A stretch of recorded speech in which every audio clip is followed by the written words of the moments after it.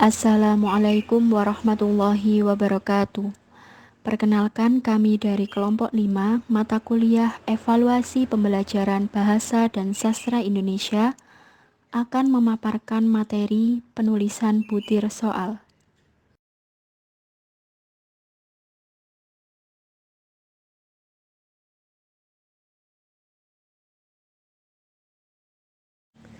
Sebelumnya, perkenalkan anggota dari kelompok 6. Yang pertama, Levi Febrianti.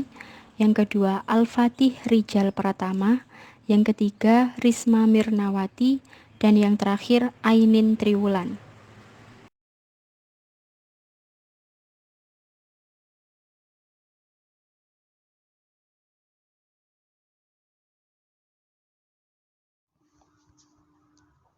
Prinsip penulisan soal ada 3. Yang pertama valid, yaitu mengujikan materi atau kompetensi yang tepat. Yang kedua ada reliable, yaitu konsisten terhadap hasil pengukurannya. Dan yang ketiga ada fair, yaitu tidak merugikan pihak tertentu. Jujur, seimbang, organisasi, transparan, serta autentik.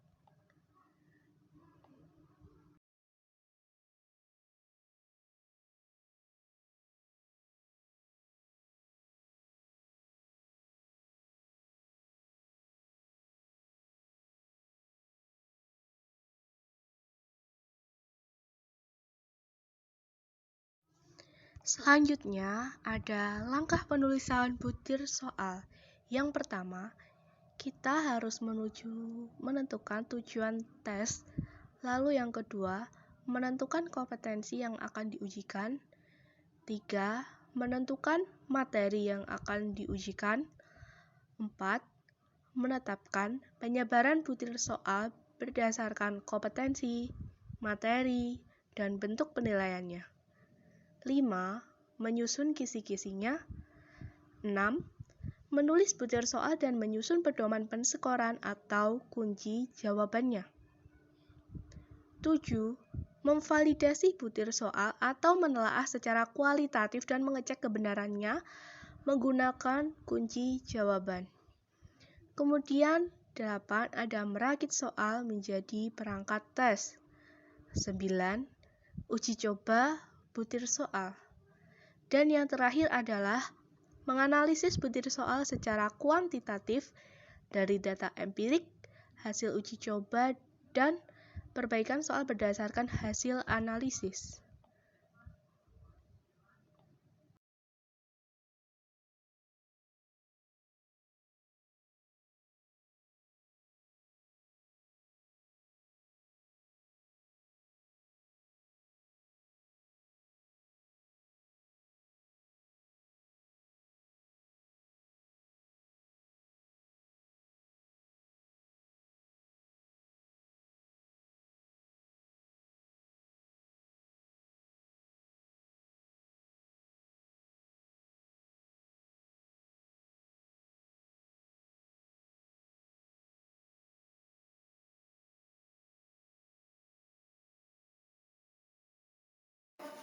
Baik, saya Al-Fatih Rijal Pratama, nomor NIM 12210193053. Di sini saya akan menjelaskan tentang teknik pelaksanaan tes perbuatan.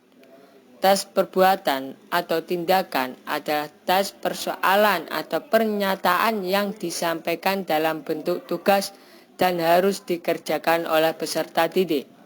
Tes perbuatan secara umum bertujuan untuk mengukur taraf kompetensi keterampilan, yang mana dalam pengukurannya dilakukan dengan penilaian, dengan proses penyelesaian tugas, dan hasil akhir yang dicapai oleh peserta tes setelah melaksanakan tugas tersebut. Sedangkan alat yang digunakan untuk mengukur atau mengetes bisa berupa observasi atau pengamatan terhadap tingkah laku peserta didik, yang mana hasilnya akan diarahkan ke guru.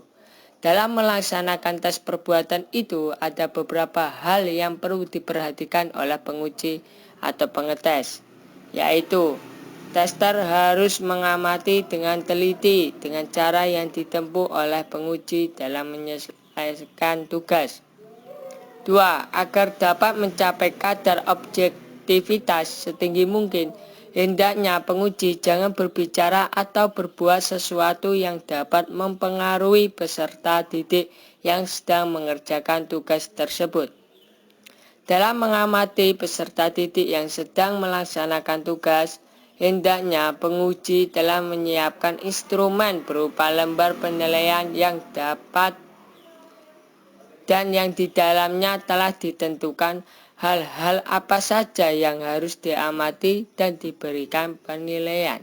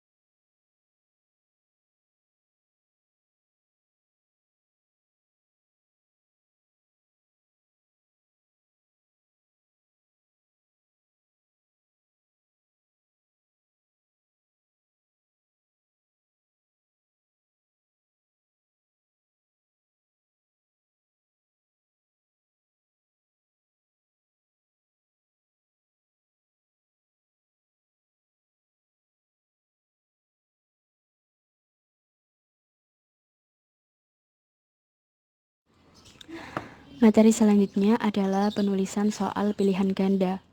Soal pilihan ganda merupakan bentuk soal yang jawabannya dapat dipilih dari beberapa kemungkinan jawaban yang telah disediakan.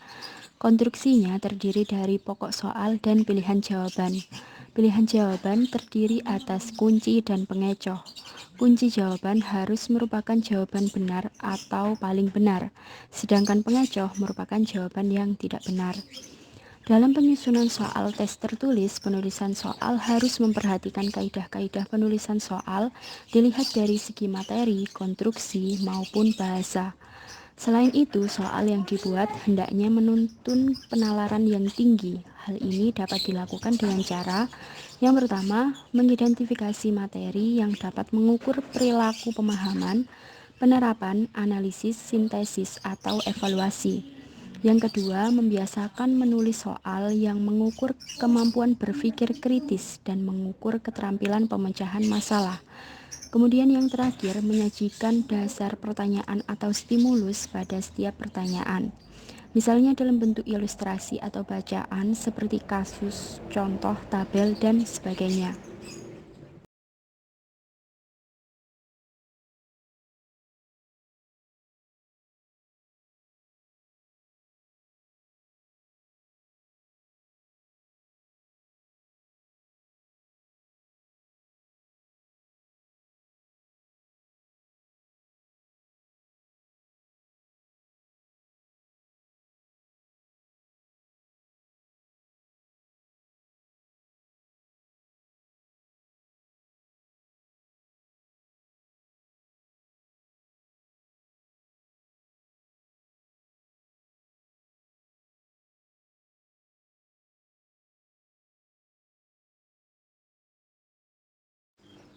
Dalam menulis soal pilihan ganda harus memperhatikan kaidah-kaidah sebagai berikut.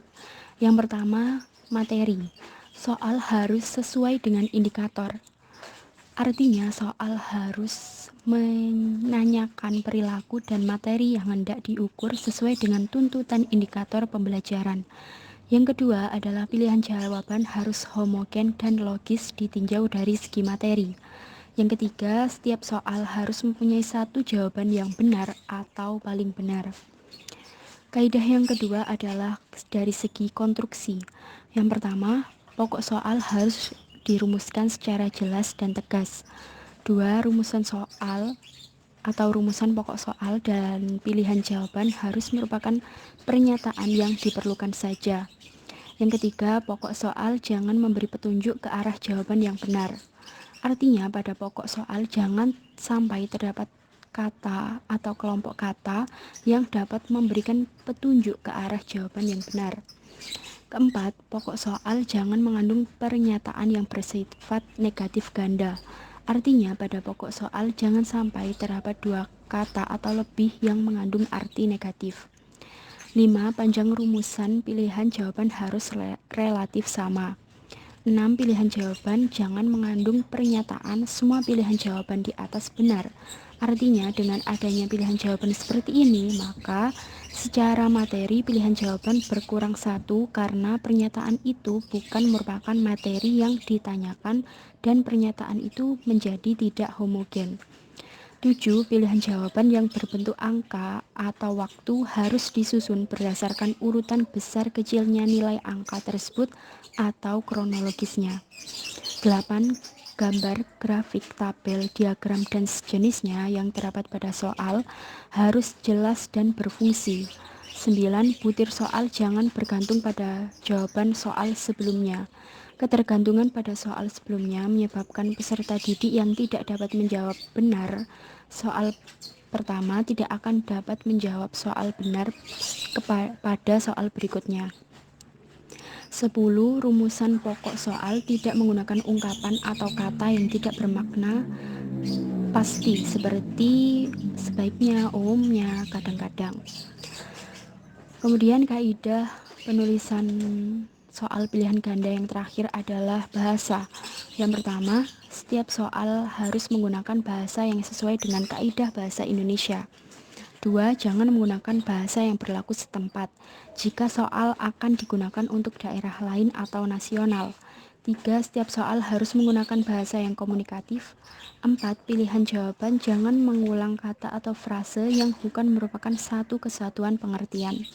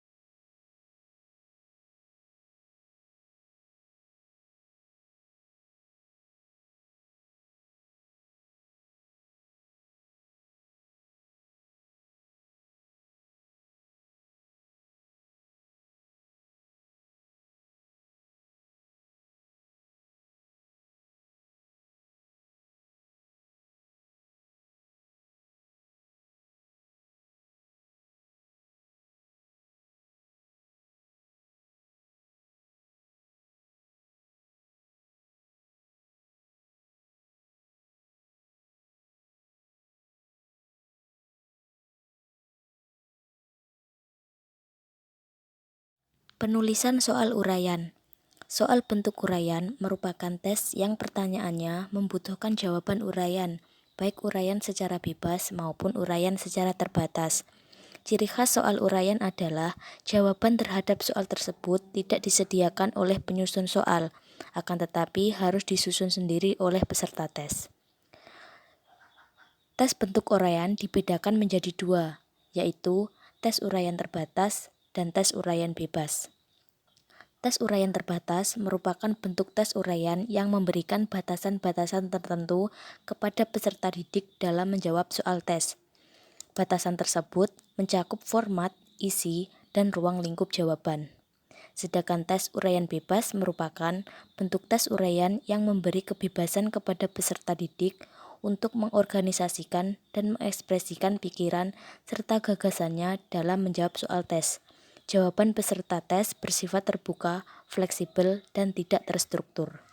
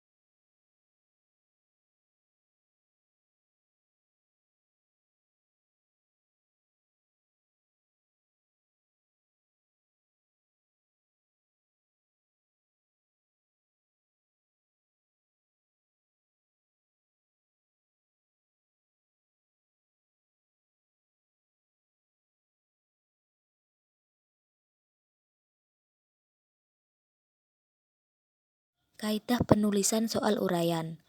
Terdapat 3 aspek kaidah penulisan tes uraian yang dapat dijadikan pedoman agar soal yang disusun bermutu baik. Adapun kaidah penulisan soal uraian tersebut diantaranya: yang pertama, materi. Aspek materi terdiri atas soal harus sesuai dengan indikator. Setiap pertanyaan harus diberikan batasan jawaban yang diharapkan. Materi yang ditanyakan harus sesuai dengan tujuan pengukuran, dan materi yang ditanyakan juga harus sesuai dengan jenjang atau jenis sekolah atau tingkat kelas. Aspek yang kedua yaitu konstruksi. Aspek konstruksi meliputi penggunaan kata tanya atau kata perintah yang menuntut jawaban terurai. Ada petunjuk yang jelas tentang cara mengerjakan soal. Setiap soal harus ada pedoman penskorannya, tabel, gambar, grafik, peta, atau yang sejenisnya disajikan dengan jelas, terbaca, dan berfungsi. Aspek yang ketiga yaitu bahasa. Aspek bahasa meliputi rumusan kalimat soal harus komunikatif, menggunakan bahasa Indonesia yang baik dan benar atau baku, tidak menimbulkan penafsiran ganda, tidak menggunakan bahasa yang tabu, dan tidak mengandung kata atau ungkapan yang menyinggung perasaan peserta didik.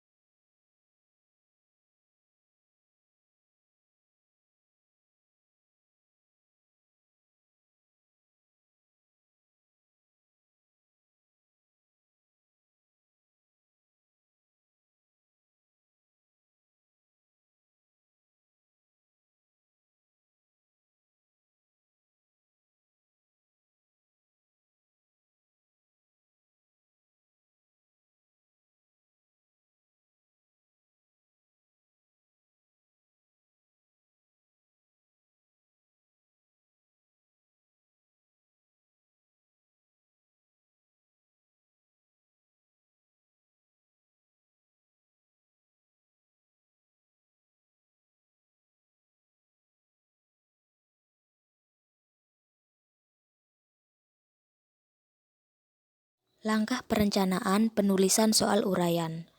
Terdapat 7 langkah perencanaan penulisan soal uraian, diantaranya: yang pertama, mengidentifikasi tujuan instruksional yang hendak dievaluasi. Kedua, mengembangkan kisi-kisi kerja atau tabel spesifikasi yang menunjukkan persentase item-item untuk setiap tujuan dan cakupan isi. Ketiga, mendaftar semua isi pelajaran yang tercakup dalam silabus dan yang telah diberikan selama proses pembelajaran. Keempat, memilih atau mengonstruksi item-item dan menyusunnya dalam sebuah tes. Kelima, mengadakan ulangan kepada siswa dengan menggunakan tes yang telah disusun. Keenam, menganalisis hasil tes yang telah dilakukan. Dan yang terakhir, membuat laporan sebagai masukan bagi para pengambil keputusan.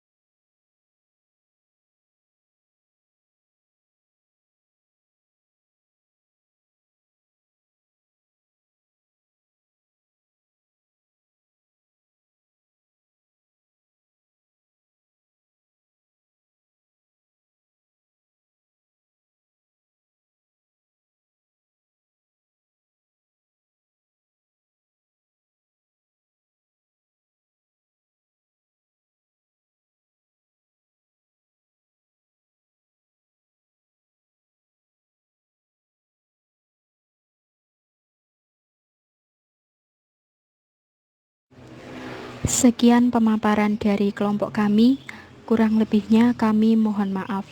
Terima kasih. Wassalamualaikum warahmatullahi wabarakatuh.